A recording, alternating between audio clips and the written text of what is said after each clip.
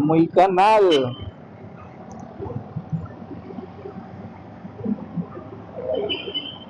Grabe, parang lakas ng ulan.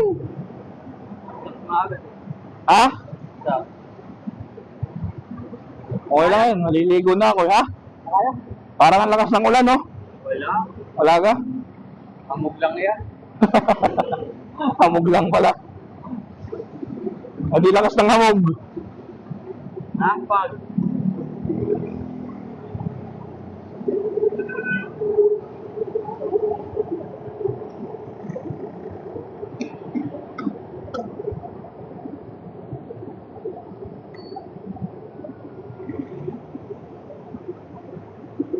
Lumakas ba ulan kanina nung nandun tayo? Ha? Lumakas ang ulan kanina nung nandun tayo? Saan? Doon sa bahay, naglilinis tayo? Hindi, may natin. Hinalang. Mahina lang? Oo. Pero kahit mahina yun, kung may tulo yun dun sa may bukol na yun, Oo. tutulo yun, no? Tutulo yun. Baka ano lang yun, moist lang din talaga. Moist lang yun. Bagay wala yung waterproofing. Wala. Oo. Kaya ganun, no? Oo.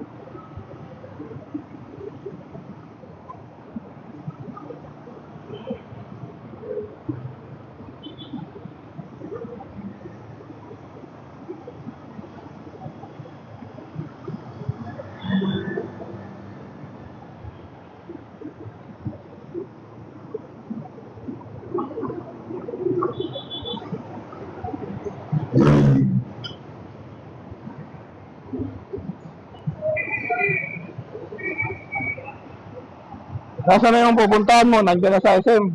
SM. Nasa SM na? Oo. Hindi na kita ibababa. Kapustahan wala. Wala ako sa SM. Mangyari, nasa SM na kasama mo. Ikaw, saan man ba?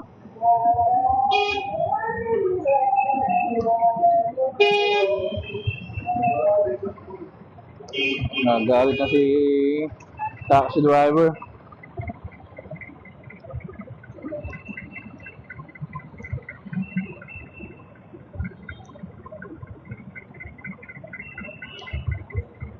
Hindi, sa SM na lang, pre.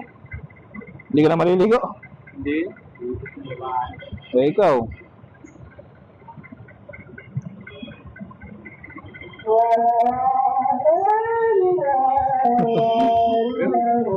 Eh, mga busina, no?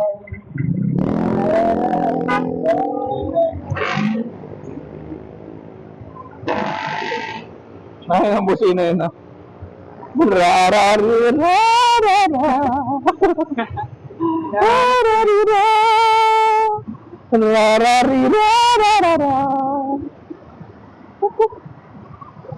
Huwag mong bubusinahan.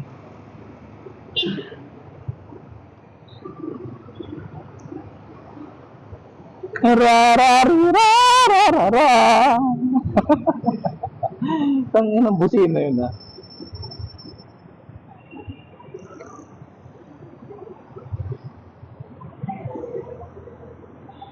Lagi pumasok po.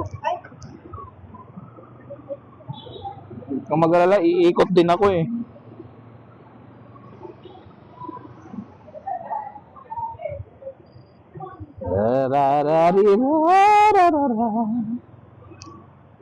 Doon sa kabila. Walang babaan dyan, eh. Bangi. Baho. Ina. Ano mo yun?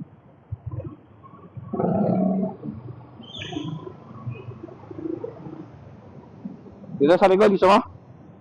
Wala daan. Dito lang.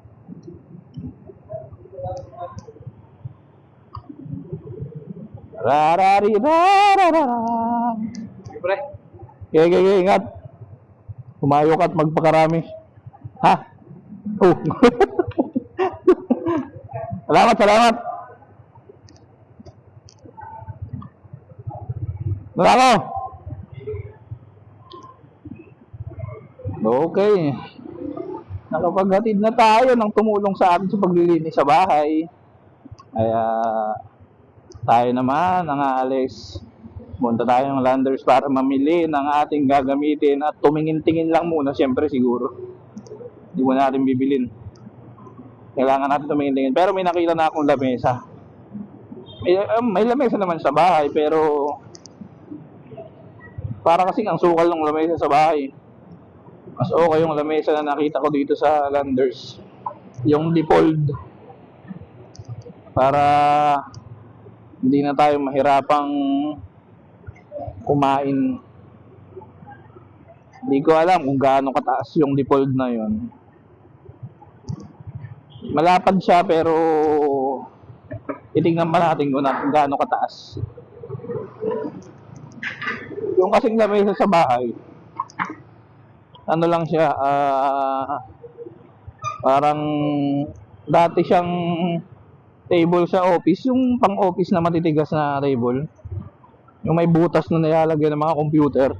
Yun yung table namin sa bahay, kaya dapat namin i-dispatch na yun kung may di-dispatch ngayon, kasi matagal-tagal na rin ang servisyo nun. Pero grabing sobrang tigas nun. Hindi ko alam kung anong kahoy yung ginamit dun. Kahit yata lagari sa bakal, hindi kaya yun. Kailangan siguro dun mga pangkat talaga ng mga ganong mga ganong kahoy. Mahihirapan ang mga lagari dun. So ayun, dito tayo sa Santa Mesa. Paikot na tayo ngayon. May U-turn naman dito, kaya safe. Yun. Kaya guys, wala na akong gas. Kahapon pa yan. Pero kaya pa naman. Mamaya magpapagas ako, or pag nakita kong meron ditong pwedeng pagpagasan, papagasa tayo. Alam mo may Uni-Eliada dito o Metro. Pwede na siguro sa Metro. Sige, pagas tayo. Metro, 100 lang kasi Landers lang naman tayo pupunta. Hindi naman tayo magra-ride sang sobrang layo. Metro tayo, Metro.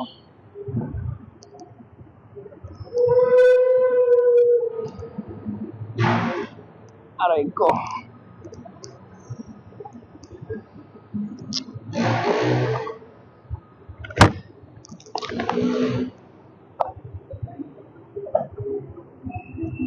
Patay natin. Unleaded po. 100 lang. Unleaded.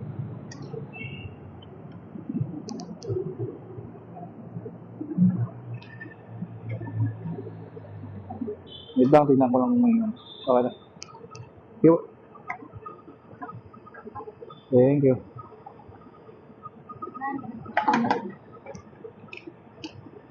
May 100 na ba ako dito?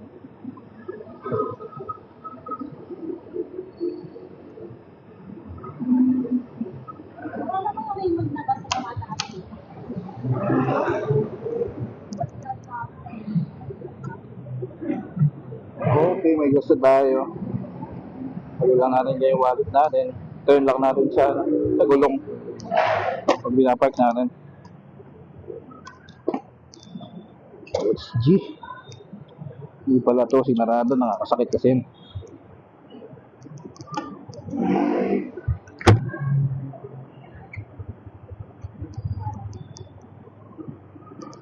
Okay.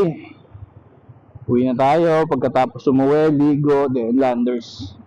Tingin tayo ng mga kung ano-ano doon. Alas 6 na. Pero mali ito. Advance to ng 5 minutes.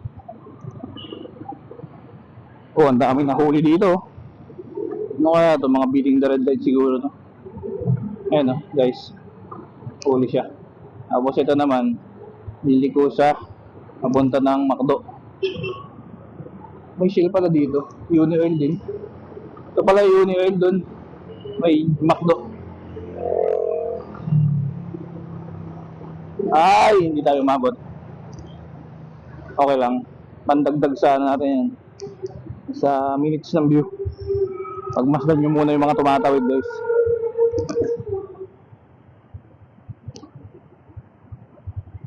Grabe, ang tagal lang dito ng stoplight, no?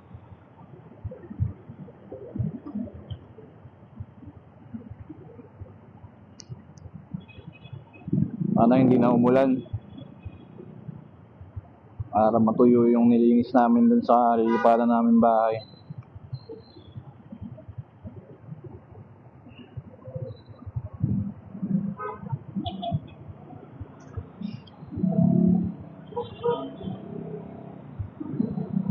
Meron ba ditong end up?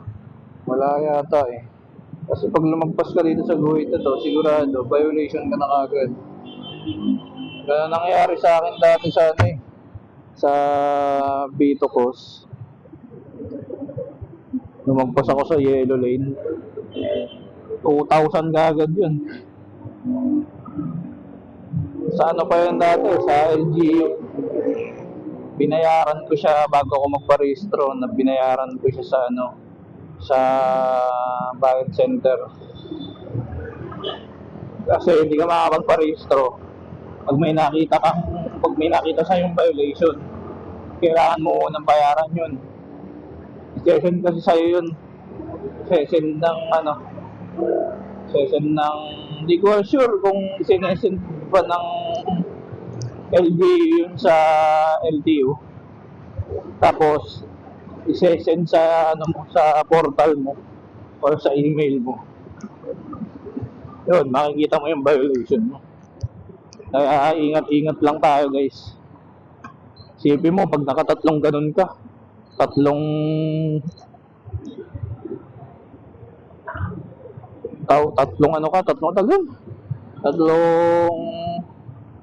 lagpas ka sa yellow lane, putik niyan.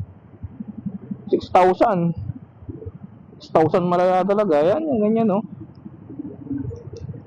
Pag kagaya niyan, walang U-turn dito. Ayan, sige. Ayan, U-turn siya. Pero nakalagay, no U-turn.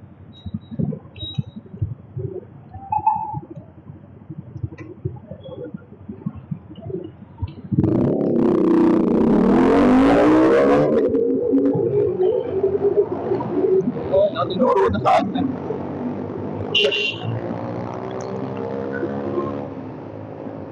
Pag kasi magpapaalam mo sa enforcer na alam mong no U-turn na nakalagay, paano kung may camera dyan? Hindi, violation ka pa rin. Walang kinalaman yung enforcer dyan. So ayun, balik tayo. Ililigo na ako. So ayun, hanggang sa next video na lang.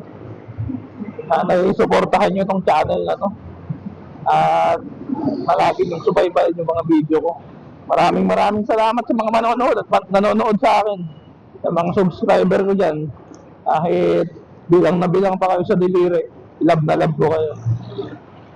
Kaya yun guys, please like, comment, share, and subscribe. Click mo na rin yung bell para palagi kang updated sa mga video ko. Peace yo. Dito na ako.